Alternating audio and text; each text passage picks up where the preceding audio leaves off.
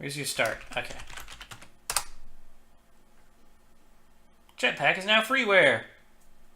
Yes, this was a game that was originally distributed as shareware, but at some point the creator just released it as freeware, which was very nice of him, instead of it just becoming abandonware and, you know, cracked versions showing up on websites. You know, it's actually released by the original creator. So yeah, this is a really fun little action game. It's all one-screen levels. It's kind of Pac-Man-ish in that, you know, you gotta search around and get all of the collectibles. Oh god, I think I already lost. Yeah, so you have to get all the green orbs and then get to the door. Oh, he gave up. And you have a jetpack, but you gotta find fuel for it.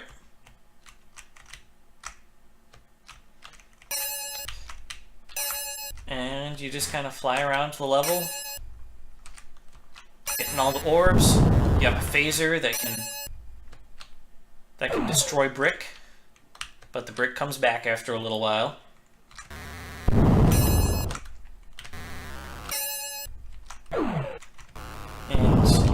All kinds of enemies with different, you know, different patterns. Like this robot, he actively chases you. The spinner, it just moves on a diagonal. Doesn't care where you are. You know, there's different terrains. I'm slip sliding on this. You do the monkey when you win. So yeah, this is a really fun, really cool little game. Like, it's got all the different terrain types with different rules as to, like, how you walk on it and what you can destroy with your phaser. Like stone, you can't destroy stone. Brick you can. So you have to, you know, stuff that's part stone, part brick, you gotta figure out, you know, you gotta approach it from the right angle and all of that. There's these marbles that just keep flying. Got the teleporter pads. Such a cool game. Alright, so I think this is the only way to get down here. Yeah, that's all gold just for points, and the golden guy there, that's a 1-up, of course. This color brick takes longer to phase through. It's jetpack fuel. Nice thing, a cool thing is if you shoot your phaser while you're flying, you fly in a straight line. It's really useful for navigating around.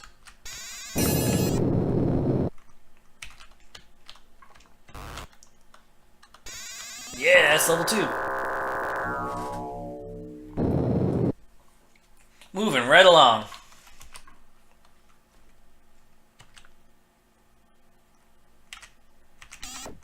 Oh man.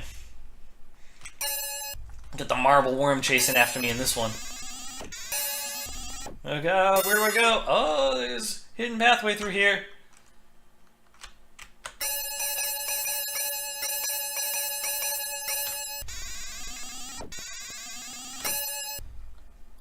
Oh yeah, and there's a little switch there that every time you or an enemy passes it, it turns things on and off. Oh, I'm invincible for a little bit. I don't think I'm going to actually be able to utilize that, but there it is.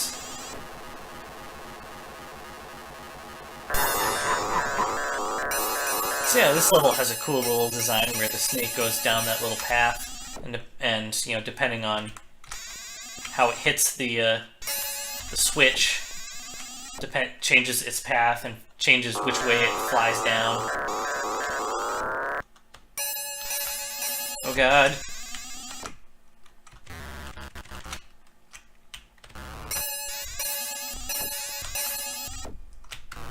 There was actually a Christmas version of this game that was released too, where the Jetpack Dude was replaced with Santa Claus, and I think the orbs were replaced with presents.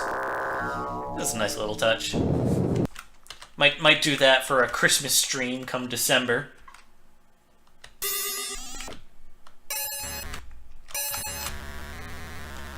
game even has a level editor, so you can make your own levels, which is pretty cool.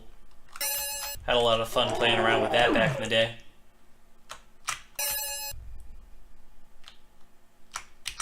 Yeah, and you do get the random power-ups that pop up, which can sometimes really save you in a level, let you do stuff that you weren't supposed to be able to do.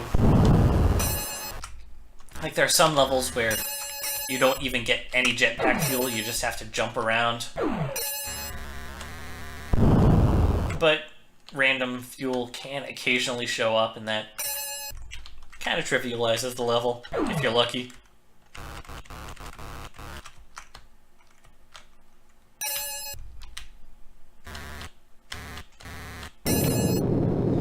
So yeah, I think this the creator still has a website up where you can just go download this game for free. Yeah, and this game was always in all of the, you know, big shareware packs. That's where I got a ton of games back in the day as a kid. I would just get these a CD that was just a collection of, you know, 200 shareware games. So, you know, you got the first few levels of a game made by, you know, some dude in his basement. And you know, they'd ask you for $10 to register. You might or might not get the full game as shareware and just get some extras if you registered. So that was my exposure to a ton of DOS games back in the day. Was shareware, popularized by, you know, Doom and Wolfenstein. That was how everyone had a copy of Doom back in the day. Was everyone had, you know, the first episode of Doom, because it was shareware. So, you know, you were encouraged to copy it and share it with your friends.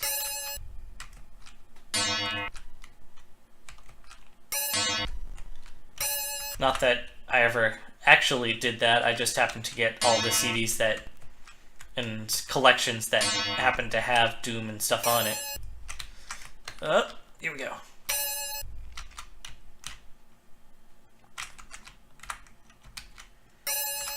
But yeah, id Software, who made Doom back in the day. Doom and Commander Keen, those were the big shareware titles. Apogee was the other big name in shareware.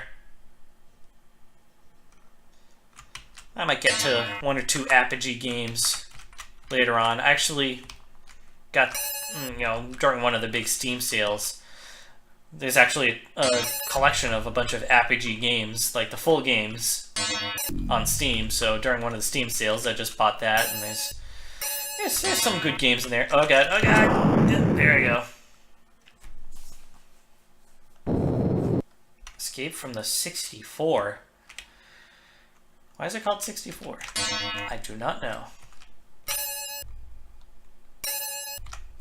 Alright, I'm gonna give one more try at this level. If I can't make it, we'll move on to something else.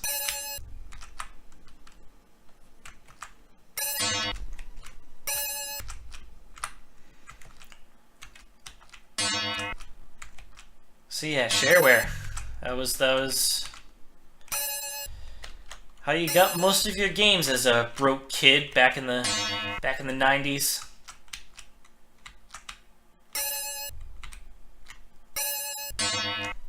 You know, your parents. There we go.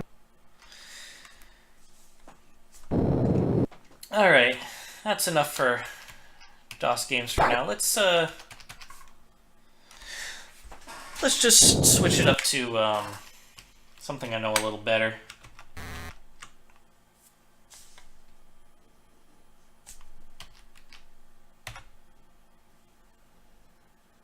Look for Jetpack 2 in 2000. I wonder if that ever actually happened. I'll have to check out Adept Software later and see.